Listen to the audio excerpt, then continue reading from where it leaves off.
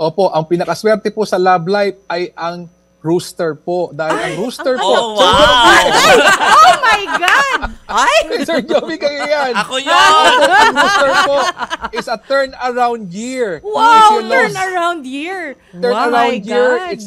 So if you lost something or someone last year, it will come back here 1,000 folds po this 2024. Naging mabait ka ba? Nakakaloka. Ang mga rooster lang po, iingatan nyo lang po your relationship with the dragon. Kasi ang dragon po Buti na lang will hindi. suck you dry, ang mga dragons po for the rooster. Oh, Okay. so sino yung sign? Anong sign yung dapat bantayan ngayong taon pagdating sa usaping puso? Naku po!